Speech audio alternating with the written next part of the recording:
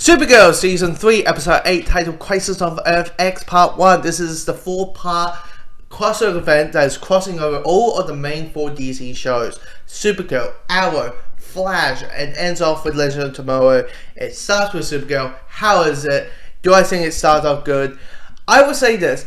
It has its moments, but it becomes very goofy. It becomes very silly and very predictable. You're having conversations that's happening twice.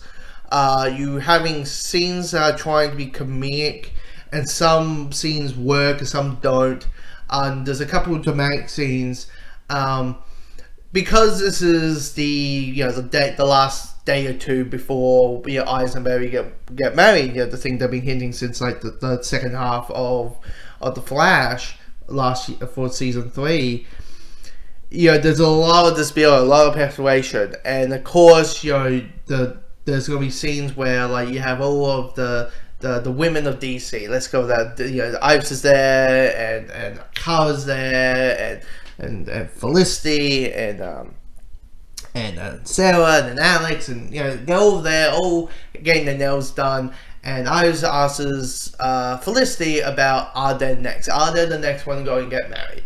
And then you jump to Arthur and Barry, and they're getting the suits done. They're getting the fitting for the wedding, and it comes to the same conversation about like Barry asks Arthur, "Are you and Felicity going to be the next ones?"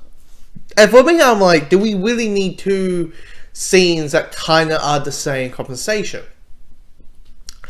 Then we have the rehearsal party, at Jitters, because it's the only cafe in Central City that they go to.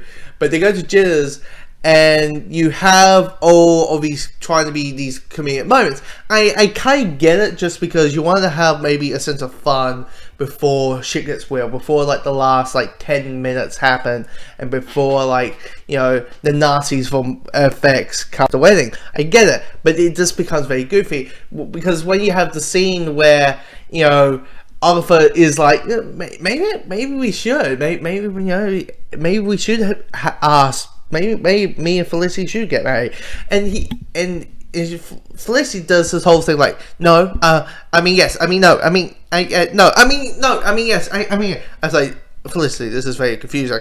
No, yes, I mean, I don't want to marry you, Arthur. Like that, when that thing happened, I'm like, really? This is forced. This is like a forced sense of humor.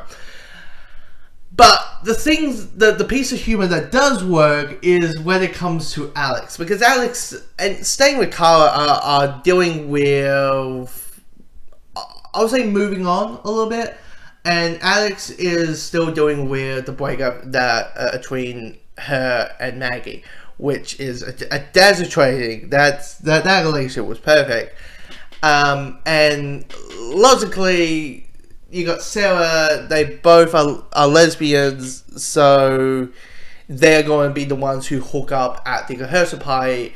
And it's funny just because of Kara's reaction, because Alex comes to the wedding hangover, and Kara's waiting for Alex to be like, where is she? Where's Alex? And be like, oh, she's hangover, and she had a one-night stand with Sarah. And you're like, and Kara's reaction to it is like priceless. It just, most of the humor just does not fit. And because I don't watch Legends, that's the only show I don't watch.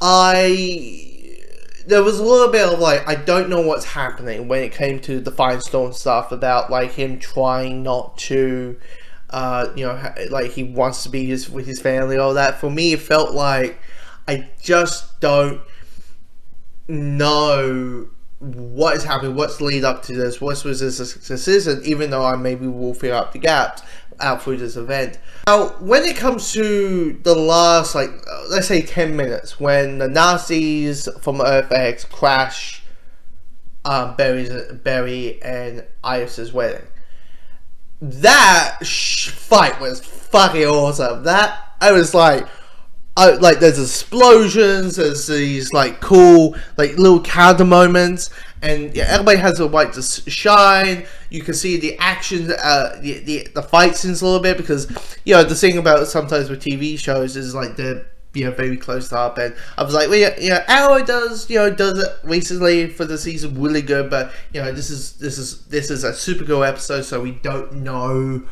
how it's going to be.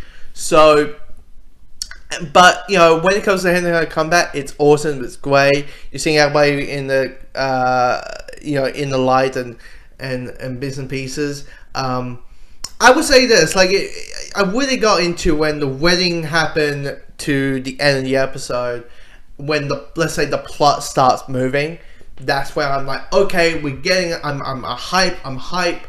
It's just when it came to the lead up to the wedding that felt really sound, just didn't really click for me, really.